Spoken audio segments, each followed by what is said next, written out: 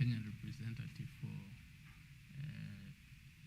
center in Turkey, which is called the Center for Arbitration, which is essentially supposed to see matters arbitration in energy issues. And yeah, basically that is the long and short of me. All right. Yes. Quite a description there on what you do in your day-to-day life, and of course touching on matters of law, and you will understand where we are coming from as a country, what you're facing right now, and the issue of term limits in terms of the legal context. When you look into the issue of the term limit, what is the function of a term limit for a president in the nation, and what does it intend to achieve?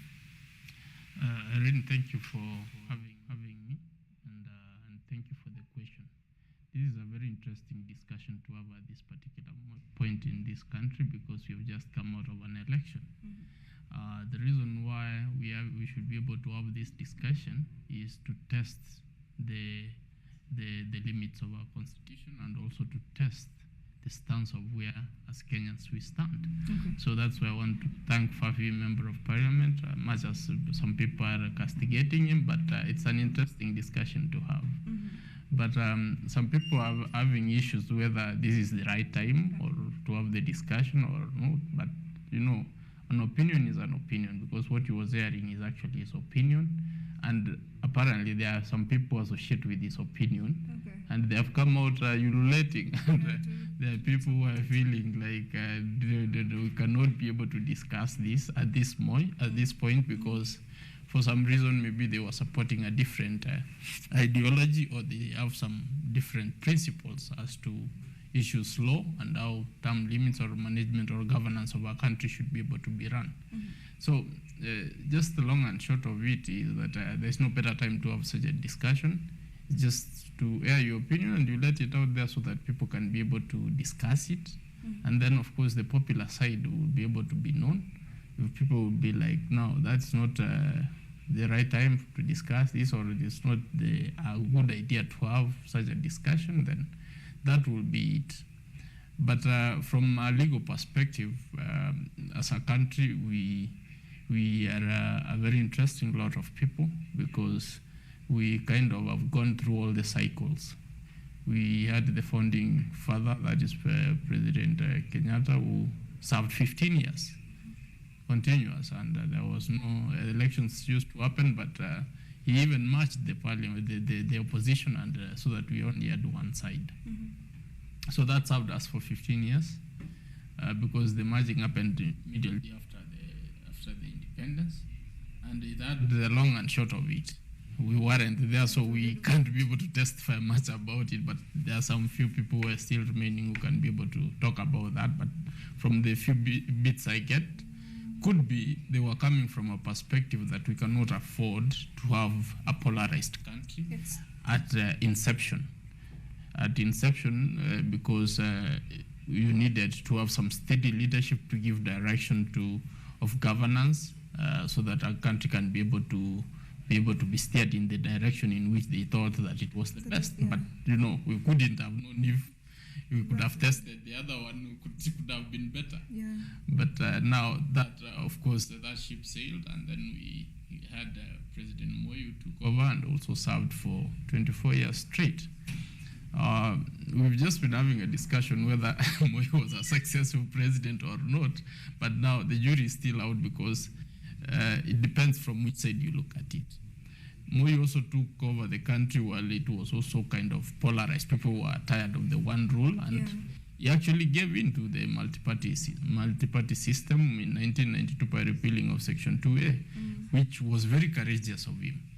It must have taken somebody who was really a statesman to actually, even with the pressure. I mean, we have seen people like Kagame, people like Museveni, they are not cowards. So he could have chosen to hang on still, but I think there was something, some character or some principle which Moi had, that the state should be able to come first, besides his interests. So he could only push his interests to some level. And we saw him let in the opposition played a bit till. I think when he decided now, it's my time to go home, and nobody could stop him. Some people said that he was defeated, but he wasn't defeated. If Moi had decided to put himself in the bar, I'm sure he could have won. So the fact that he was able to let go and say enough is enough, it's something we need to commend. And Moi was the first person to respect term limits, because there was I think the IPPG which had said that he should only be able to serve one more term. I think 1997 with the reducible minimums. I think we were still young enough when we were starting school, but we were following politics, we could be able to find that. And when the 10 years he served, after multipartyism came, he decided to hang his boots. So that was after 5 years, 1997, then 2002? When Section 2A was repealed, I think he started his first fresh 10 years. Okay, Yeah, so he did this, and then there was the 1997 IPPG, which of course now emboldened the stand by the opposition that we have had enough of you, kindly leave after 5. And he said to me, I'm not interested in hanging on this thing. I actually feel I should go home. So don't trouble yourself. So, and he decided to come up with Uhuru as his successor, which of course flopped. And then of course we had Kibaki come in, which was a fresh start. And Kibaki did his 10 years. Kibaki himself, I think, also didn't want to do 10. After he did his 5, he was tired, he wanted to go home because he was sickly. But for some reason was prevailed upon to actually proceed, which he did. So believably, want to believe so, because some quarters have said as much. Yeah. So yes, and he decided to hang his boot in 2012 after his term came to an end. So in Kenya, we have gone through those cycles of term limits from, I think, 1992 when we decided to repeal Section 2A. And that is kind of now anchored in stone that, once you do your 10 years, please leave. So this kind of discussion coming at this time is just testing the waters to see, have we changed our mind from the previous perspective? And that's why I'm not trying to castigate them, because I feel they are entitled to their opinion, because if they don't raise such opinions, we might be having people who are harboring such thoughts, and then once for a constitution, you have to test some things out so that you are able to know whether it works or doesn't work.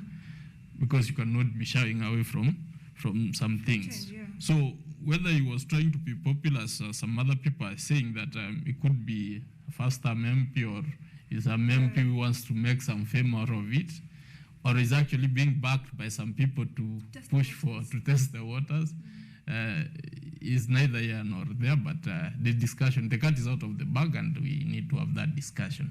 That discussion is for Kenyans to decide, because we are now a constitutionally governed country, and we have to make decisions for ourselves. And once something has come onto the table, it has got to be discussed today. And it has to be very consultative. All right, perhaps looking at it, and what are the hurdles that, even as the Fafi Member of Parliament has been called out to test the waters, what are some of the hurdles that, Kenya Kwanza, now given that Fafi MP is from UDA, I will assume that maybe it will be a Kenya Kwanza decision.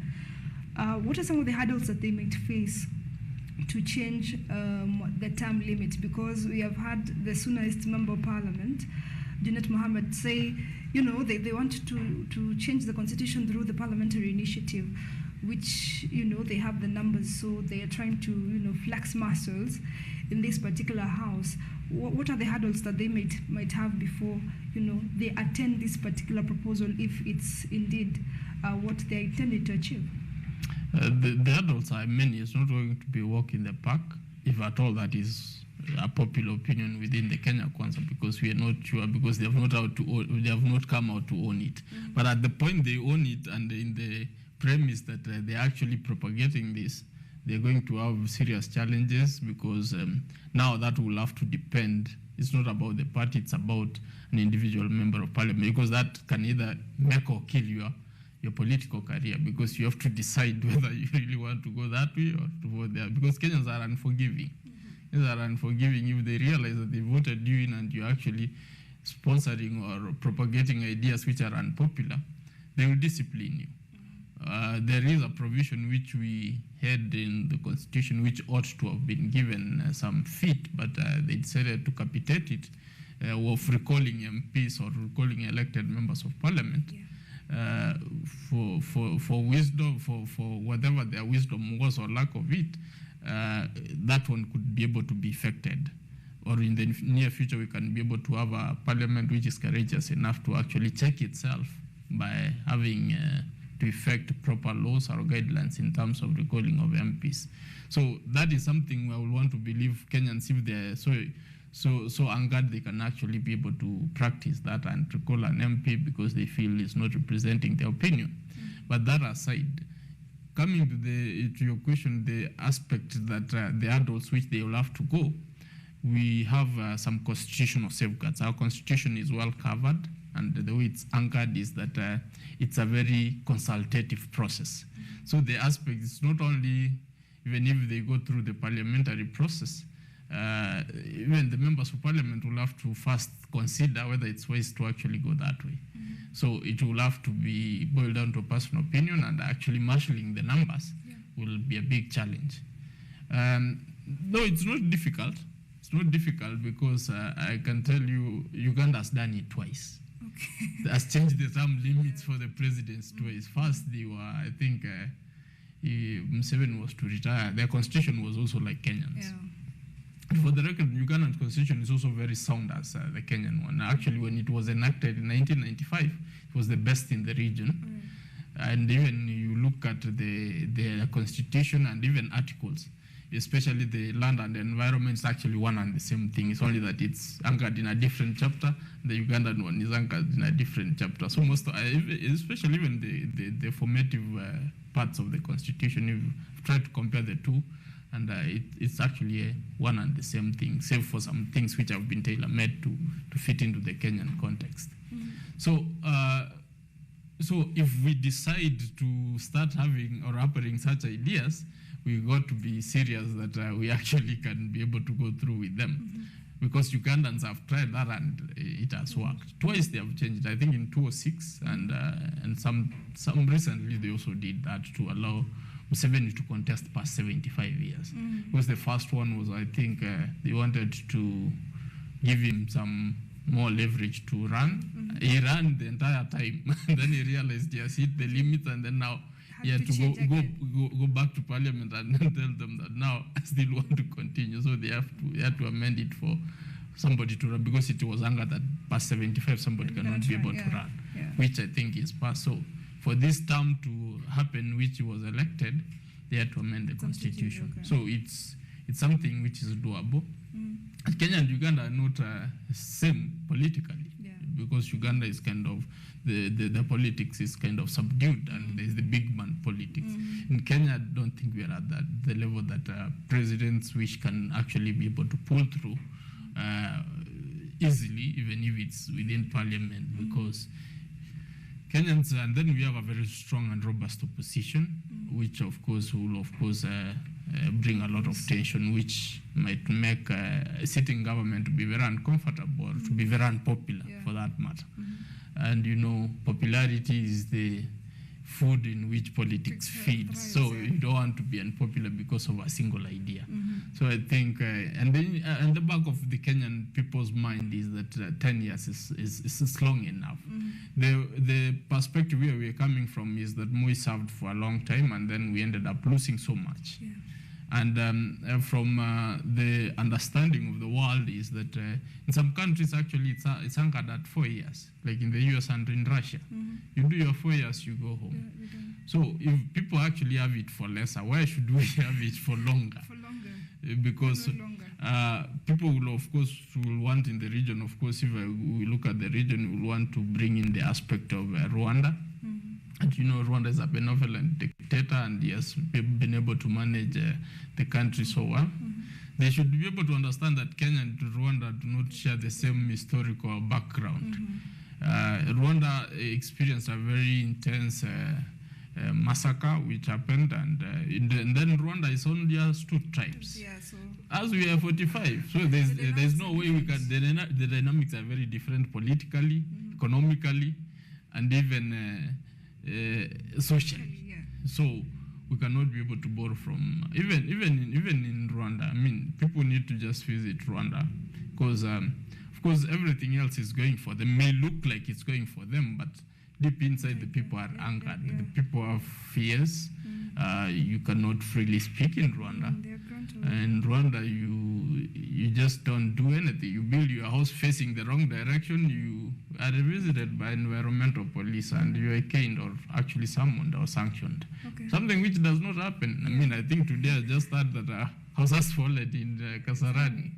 So we must understand where we are coming from, that we have some freedoms which we will want to guard, and which we will jealously want to guard. So issues of term limits from where I stand is something which Kenyans will jealously guard, that let's do your 10 years, you leave, you get somebody else. And the better if it's a different tribe which takes up after you. Okay.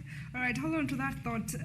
We have barely scratched the surface when it comes to the issue of term limits, but we have to take our first break. But we'll be back with more with the issue of what it means to our democracy and what are the structures in terms of entrenching the term limit. See you after this break.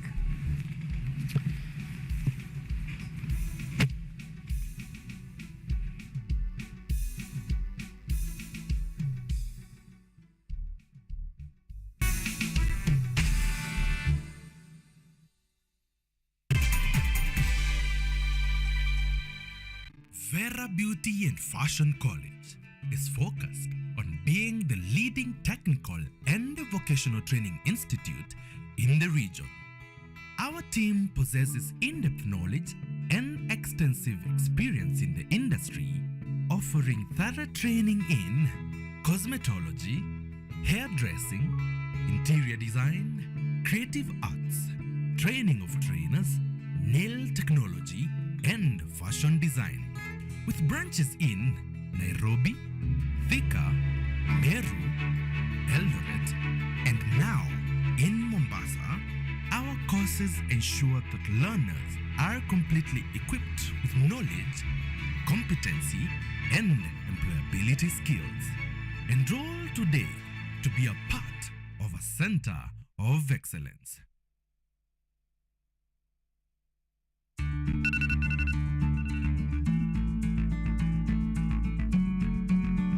Why are you taking medicine? Are you okay? Yes, I am. The tablet is for HIV prevention.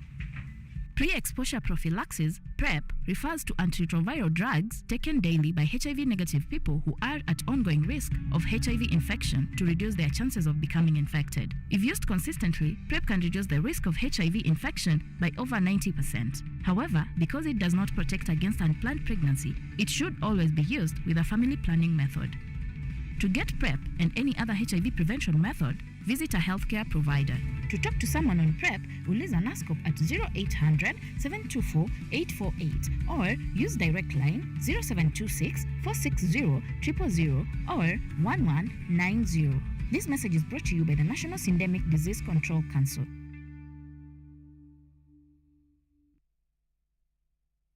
Today, I am at Jua e-bikes. So if you look at our bike, it's quite competitive compared to Boda Boda, which is currently used especially for delivery riders. This is because unlike a motorbike, you don't have to use fuel.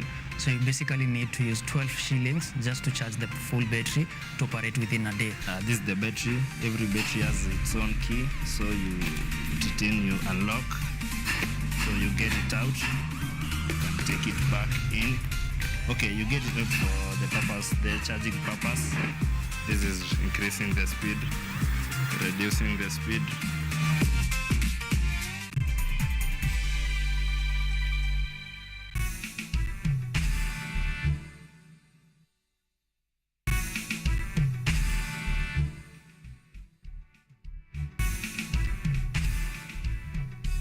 Thank you for staying tuned. This is Law Matters. We're discussing the issue of presidential term limits with the proposal by Fafi Member of Parliament Salah Yakub, who threatens to sponsor a bill to extend the term limit. We're having Wakili Gibore here giving us a perspective concerning how timely or untimely that particular proposal is and whether it can be achieved in this particular democracy. Wakili Gibore, looking into the possibility that you have talked about, either the parliamentary or the popular initiative, we're having a parliament that has been known to be for hire when it comes to particular motions, such that they have been whipped by the leadership to pass certain changes, and therefore it has been termed that, you know, the issue might be saleable in Parliament if, you know, members of Parliament might be whipped by the leadership. And also looking into the popular initiative, the public has been known to vote along ethnic perception. And if in the issue of President William Ruto having, you know, garnered the majority, the passage of that particular initiative that will be sponsored by Kenya Kwanza might be having a smooth sail, so to speak. What do you hold? Can that be ruled out in this particular issue? It could be true or could not be true. The part where it's true is that if all Kenyans decide that that is what is popular, then it will sail through. If the members of parliament are actually convinced that that is the right way to go, that is work for whoever is going to bring the motion or whatever coalition which is going to bring the motion to actually be able to sell it, because it has to be sold to the members of parliament first to agree. Parliamentary initiative, I'm not sure that the amending the constitution that we can only be able to sail through a parliamentary initiative. I think it has to be a mix of both, because it has to do with the Bananchi, because this constitution has very strong safeguards that they know. We have had issues of members of parliament selling us short. So the framers of the constitution were very deliberate that there are some things which have got to be well anchored in law, that it becomes difficult for somebody to even start thinking of getting away easily with something which will affect all Kenyans. So I think this is one of the things which fundamentally will affect Kenyans, because it's our way of life. We have tried to set a precedent that if you do your 10, you leave. Now, changing it at this point in time will be a very paramount task. From where I stand, it will be a very paramount task, given that because of where we're coming from. We've explained the aspect that, after having the new constitution and Moi leaving after his tenure of 10, and because the previous ones were not actually counted, they started counting the era from 1992. And Kibaki also doing the same. Uhuru has done the same. I think it's well anchored in law, and that is why I think whoever is coming up with this bill is bringing it at this point, because if we go beyond this, it will be difficult to raise such a discussion. So this is the right time to raise it and test the water. So they're trying to really do that. So the kind of task they will be having is the one whereby, you know, much as even in Kenya Kwanza, it's a coalition, but people are tribal. Kenya is a purely tribal country, and tribes have interests. So there's no way you can be able to just sit there that you belong to a coalition and you vote against the interests of your tribe. Otherwise, you people will disown you, and your political career will be done. So people have to think about their interests first. That is on the first side, and then there is also other safeguards. Other than the parliament, we have other safeguards which are anchored in law, which can be able to do the checks and balances, whereby we have the executive and the parliament, and then the judiciary. Nothing will stop somebody from, even a Kenyan, to go to court and stop that. Just today, there was an order which was given to stop, I think it was issued yesterday, I don't know whether it has been served on parliament, that the current permanent secretaries who actually, or principal secretaries as they are called nowadays, the vetting which is going on should stop, because there was a feeling that when they were chosen, there was the aspect of inclusivity which was missing, because there are allegations that actually a bulk of the people selected or nominated to those particular sections actually belong to the fewer tribes as opposed to the rest of the country. And then the face of Kenya is something which, of course, should always be insisted on.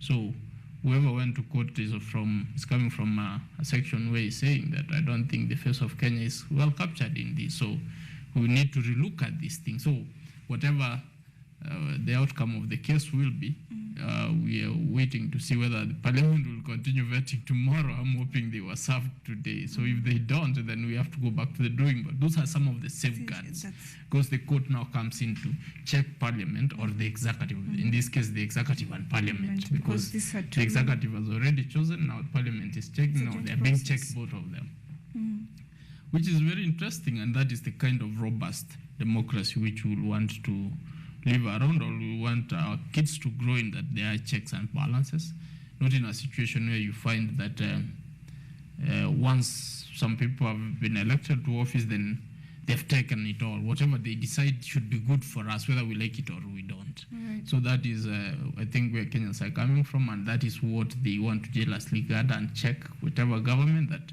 however much we voted for you, however much you're in power, then we still have our voice. But from where you sit, the issue of term limits, having two-term limit, which is 10 years, is it a long period of time? Because we've had some say, given that, we are a tribal nation with, say, 48 tribes, for a president to stay in for 10 years is really a long time. So even as the FAFI Member of Parliament is talking about extending the term limit, there are some who think 10 years is such a long time.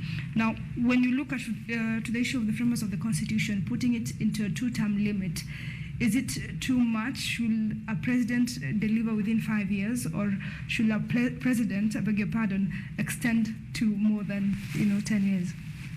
From where I stand, I think I'll go with the position that I think 10 years is enough time. And then in the context here, we are actually looking at is 5 years, because it's not guaranteed that you'll do 10. Okay. The Constitution talks of 5 years. So we keep changing after 5 years, but you cannot do more than 2 terms, which is 10 years. So I think that is enough time, because if we were to go for 5, really, I don't know, our understanding would have been different. But you see, we are a developing country, and from where you start, from where I come from as a governance expert also, 10 years is the life cycle of a policy to actually be implemented and be tested. Okay. So whatever policy somebody lays, or whatever policies, that's why whoever is running for politics has got to have a manifesto, because we want to test whatever it is that we have elected you on, whether it actually works for 10 years. So after 10 years, that is when we actually be able to know whether it works or not, or it's not working. If it's not working, then we shouldn't burn our fingers for too long. We should just let you go. Because, having a disastrous regime, then you need to change it before things get worse on you. So as a country, and I think as a beacon of African democracy, which Kenya is, we really have got to get it right.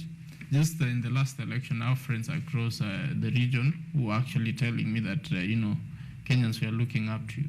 Okay. For us, we have gotten it wrong several times, but whatever it is that happens in your country, inspire some hope in us that, we can be able to achieve this in the distant future. We are not there right now, but we will achieve it in, the fact that, maybe you could be in a situation where you are challenged, but you see your brother succeeding, at least you count that as your own hope. Success, yeah. So that is, I think, where we are coming from as Kenyans, and we owe it to our neighbors that we act right. Okay. If we don't get it right, then we will disappoint them, and, there's the aspect of even the Western world looking at Africans as a lost case. So Kenya is one of the countries which people have said is a beacon of democracy. So we need to guard it as such. Talking about Westernization and the issue of West nations, one of the issues that Salah Yaqub has raised, the FAFI Member of Parliament, is that the issue of term limit is something that has been brought to Africa as an aspect of Westernization.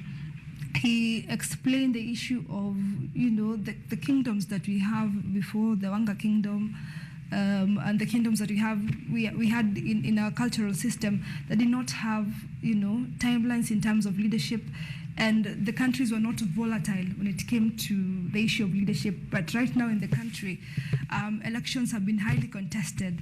After every 5 years, or let's say 4 to 3 years, the country is brought back to the drawing board in terms of election. And therefore he opined that the issue of term limit, extending the term limit, will enable the country gain stability. From where you sit, do you think it will be, more safer to extend the term limit, or it will be worse than we had even anticipated as a nation? I'm almost laughing when you are expressing what a member of parliament is standing for. I don't know. I don't think from his community they had kingdoms. I have never read anywhere that his community had any kingdoms. That aside, I don't know. I need to take more evidence on that, but I don't think I've come across any. So we had some stable regimes in the previous dispensation, that is before colonization, where we had kingdoms.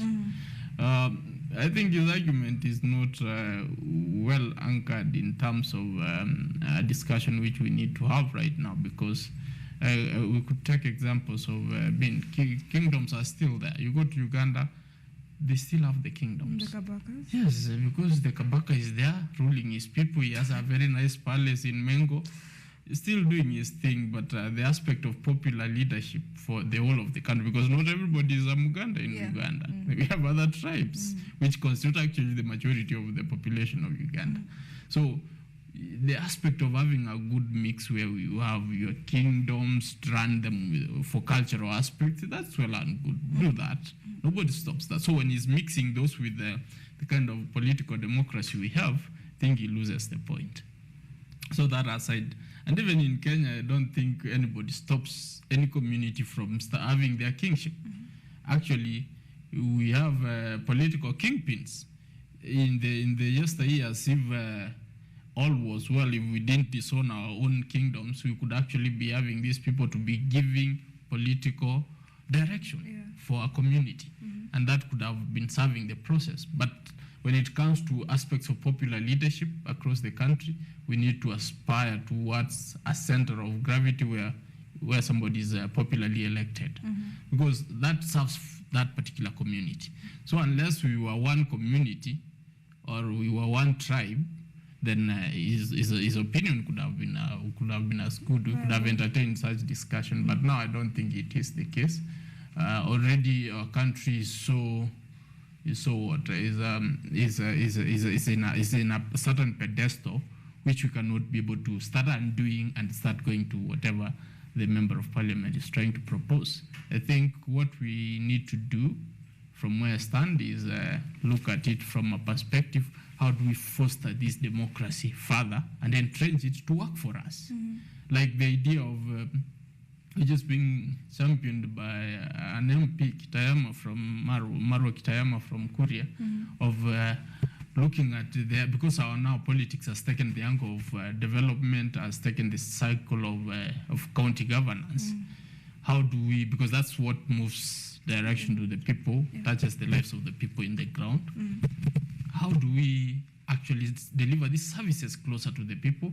How do we even have a ward fund which is very strong to be able to do enough in the ground? So those are the kind of discussions we ought to be having right now, instead of changing the cycle and then starting that we need to start making that. The top is okay.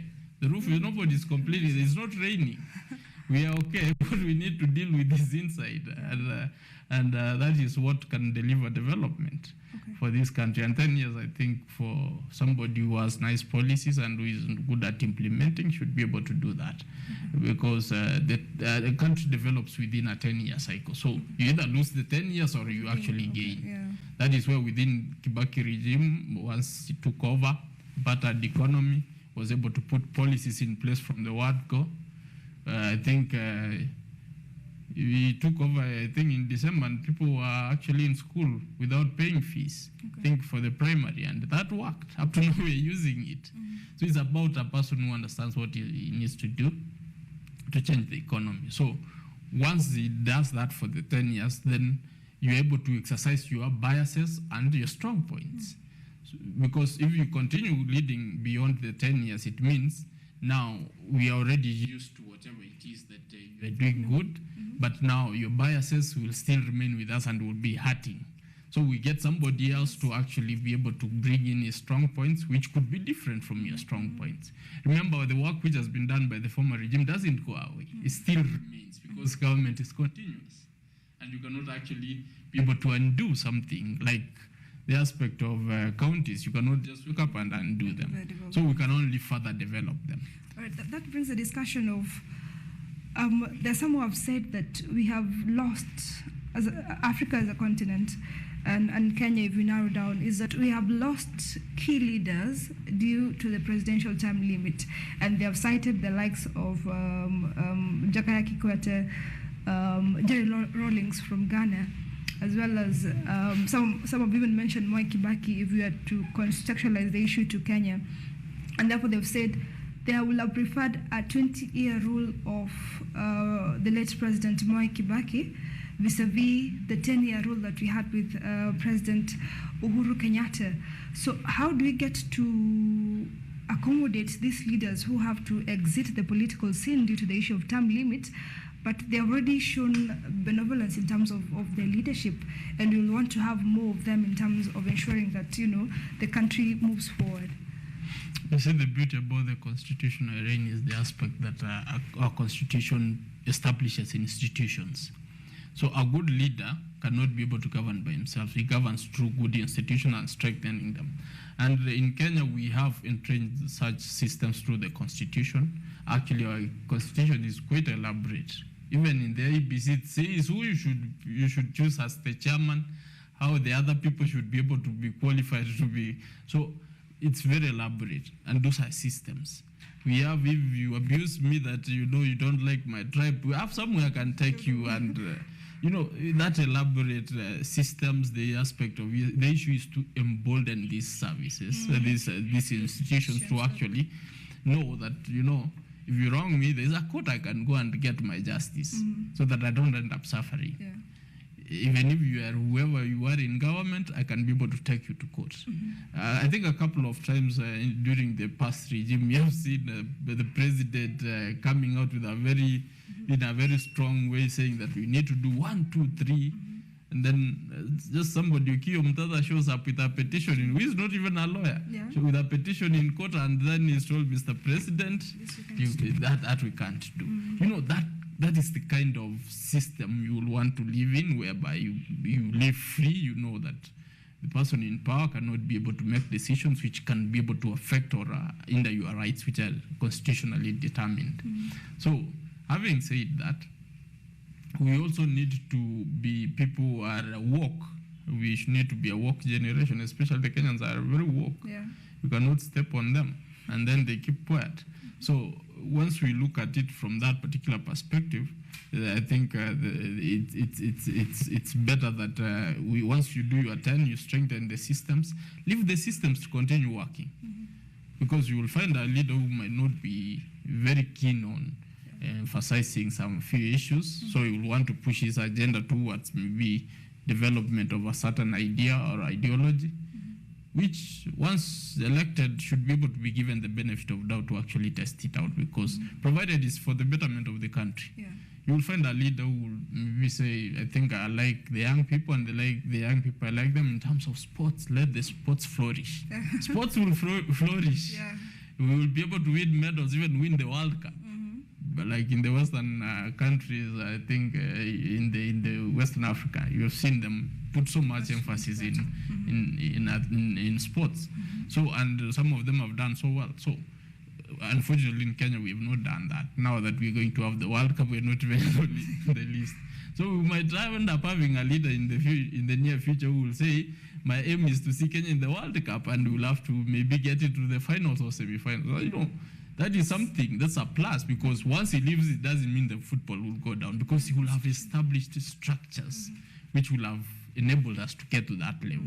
So it will be difficult for whoever comes, even if it's football, to actually undo these structures, because they will be anchored in law. So you leave a mark through that. So for 10 years, you can actually be able to establish this thing and test them out. So once you do that, when you leave, you don't leave with the systems. Yeah. You actually leave them there, serving Kenyans for posterity. So somebody else comes and says, for example, the current president is talking of establishing 1,500 dams. which is a very positive move. So he signed a deal with the UK, doing a dam which can be able to produce 1,000 megawatts at once and then do a lot of irrigation. You know, once he leaves, he never goes with that dam. Or the 1,500 dams which he will have built will never run away with him. He will leave them for posterity for Kenyans. So that whoever now comes will say, now, I want to do electric rails. And that's how development comes in. But now if you end up having this guy of dams for 15 or 20 years, most probably that's the only thing he will ever do. And then a country will be stunted growth-wise, and you'll be missing some key opportunities. So that is, I think, where we're coming from, for us to have a bold governance. Let's take the positives and castigate the negatives. Once you leave, let somebody else come and be able to measure in his different positives, and we'll have continuity. All right. Quite a perspective you outlined there in terms of our institution, and it is not really the issue of extending the term limit, but looking into it's how about service. We can bolden the institution and the issue of service. All right, now we'll be taking a short break, but once we get back, we'll be looking into the thin line between term limits and dictatorship. Where do these two factors conflict each other? But first, let's take a break. We'll be right back.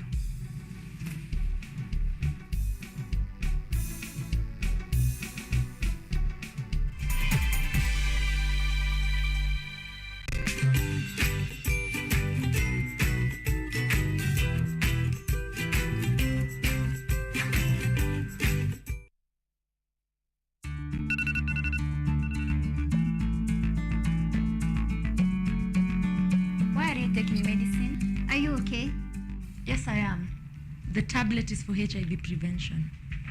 Pre-exposure prophylaxis, PrEP, refers to antiretroviral drugs taken daily by HIV-negative people who are at ongoing risk of HIV infection to reduce their chances of becoming infected. If used consistently, PrEP can reduce the risk of HIV infection by over 90%. However, because it does not protect against unplanned pregnancy, it should always be used with a family planning method. To get PrEP and any other HIV prevention method, visit a healthcare provider. To talk to someone on PrEP, uliza NASCOP at 0800 724 848 or use direct line 0726 460 000 or 1190. This message is brought to you by the National Syndemic Disease Control Council.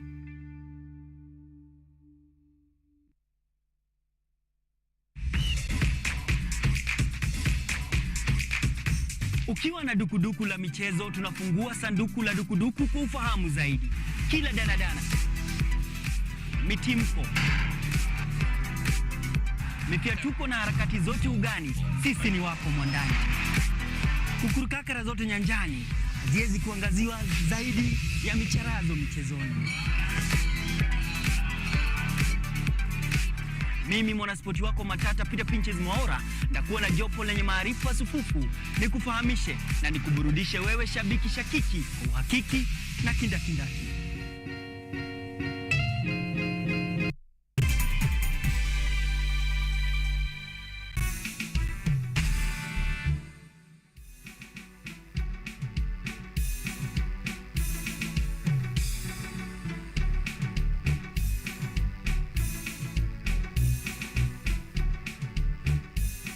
Welcome back. You're watching Law Matters. We're discussing the issue of presidential term limits and what it means to our democracy. And on this third part of the show, we'll be looking into what is the borderline between presidential term limits in terms of its extension and the issue of dictatorship. We're having Advocate Gibson Kisore giving us a perspective concerning that particular discussion. Advocate Kisore, now looking into the issue of presidential term limit, is it something that, you know, is new in this country? Has it been raised before?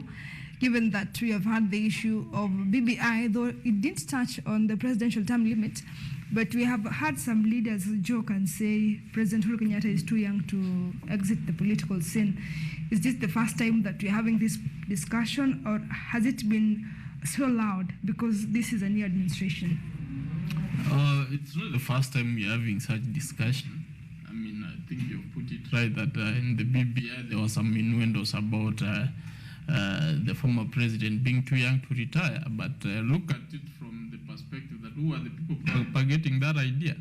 They were actually very old people. Yeah. They were very old people. I think they felt that they're being outclassed. But you need to live in the moment. Kenyans now, the mean age of Kenyans is actually around 25 years. The mean average of the age is actually 25 years, which is actually very old in the region, because I think Tanzania should be doing.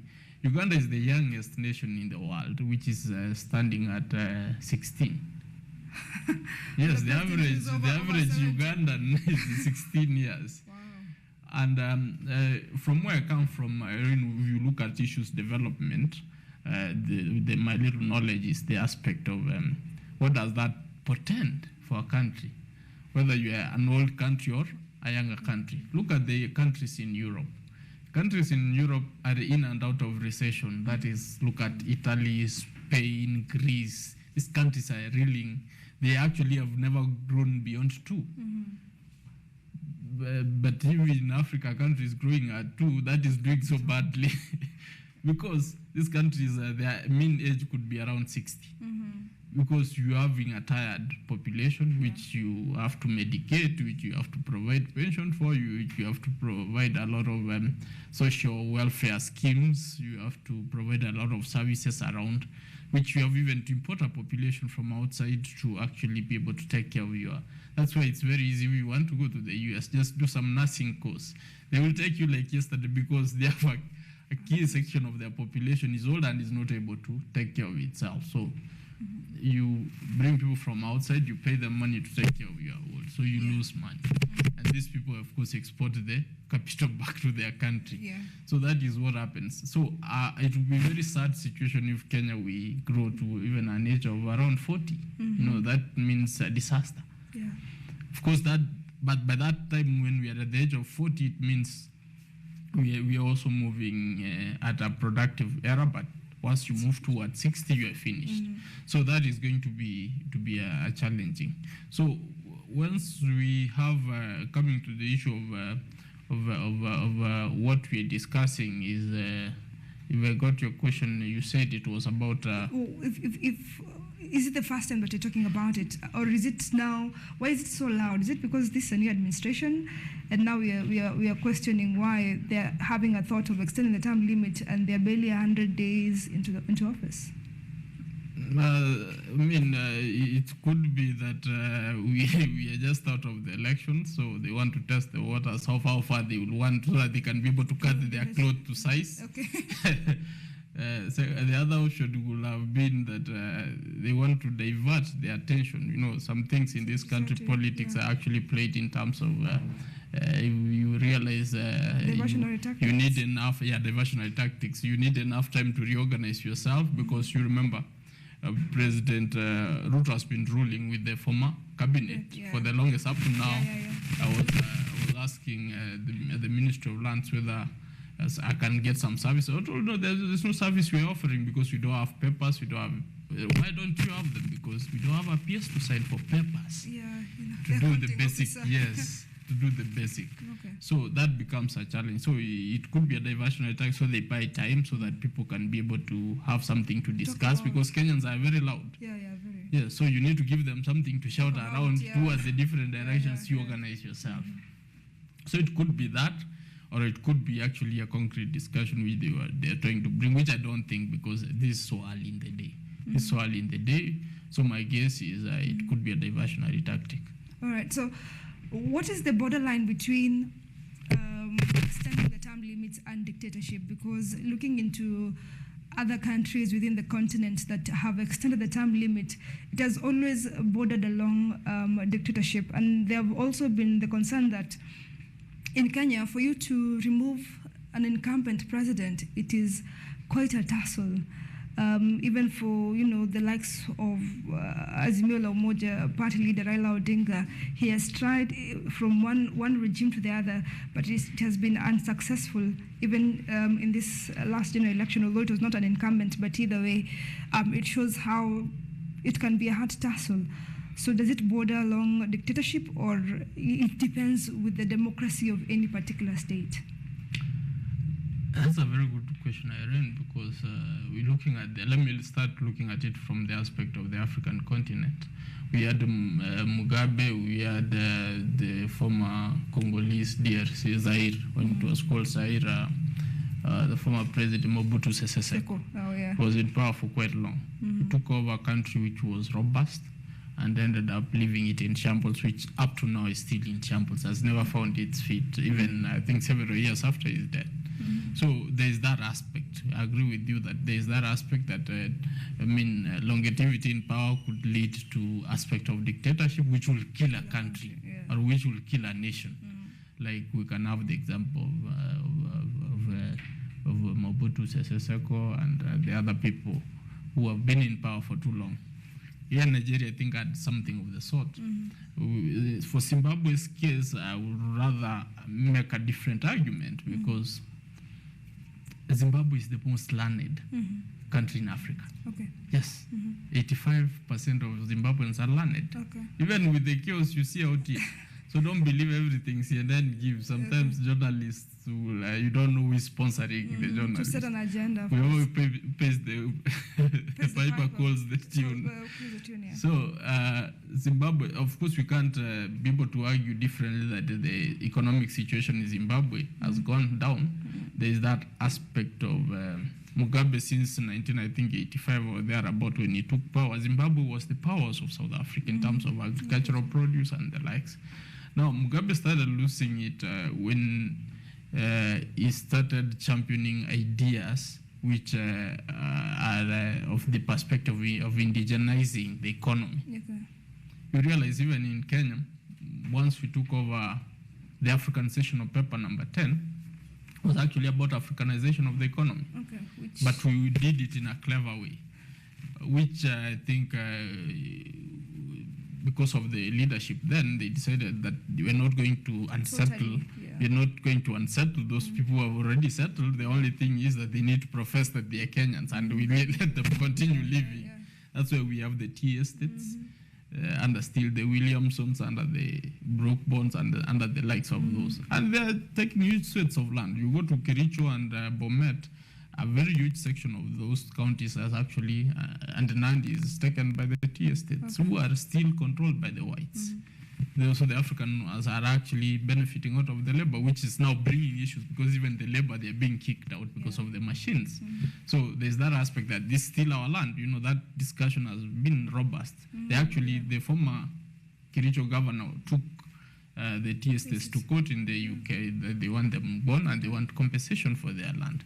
So it's not like we are any different from Zimbabwe. It's only that the way Mugabe approached it, he went in with a lot of force which upset the Western world. So it really depends on how it is approached. It's approached. It's the whole issue of approach. South Africa is also grappling with the same challenges.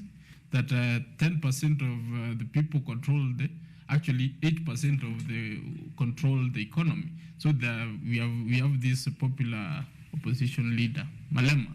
That's why he's so popular, because whatever he says, people believe because he's talking from the perspective of what the rest of the black population is feeling.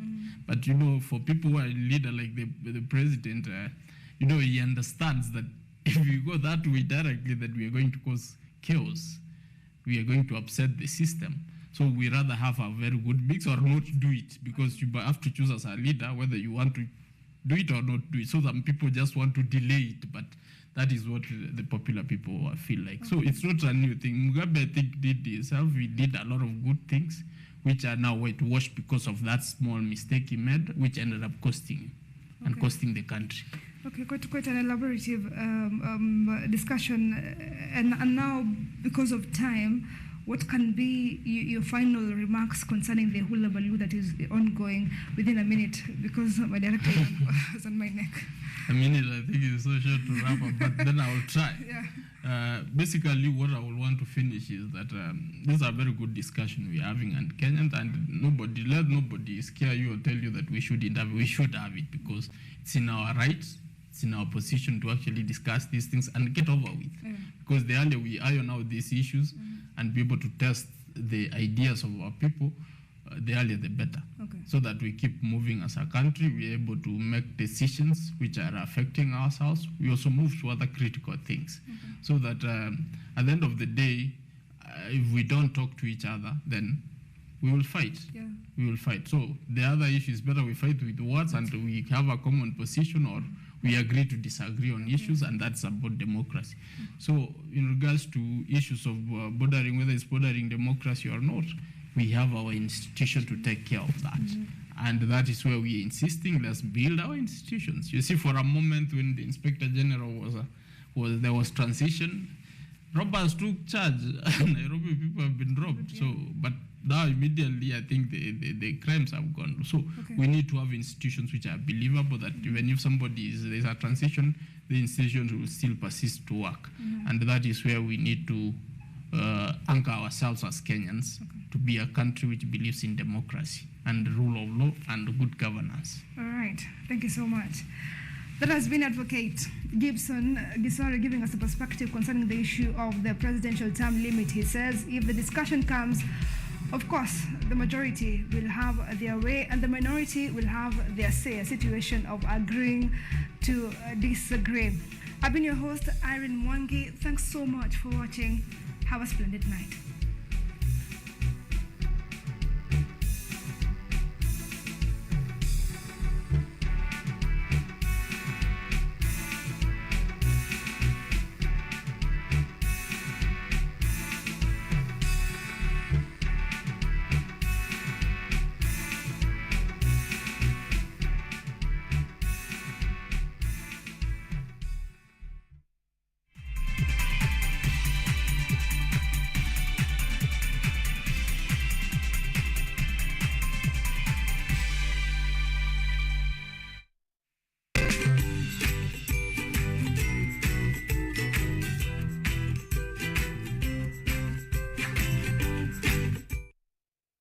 Lola ni programu inayokupa fursa ya kutizama video zozote pindi tu unapokuwa na nafasi. Hadithi za kukupa motisha, drama, maisha ya vyuo vikuu, teknolojia, masuala ya jamii, kuzuru maeneo tofauti, spoti, burudani na zaidi. Pata programu ya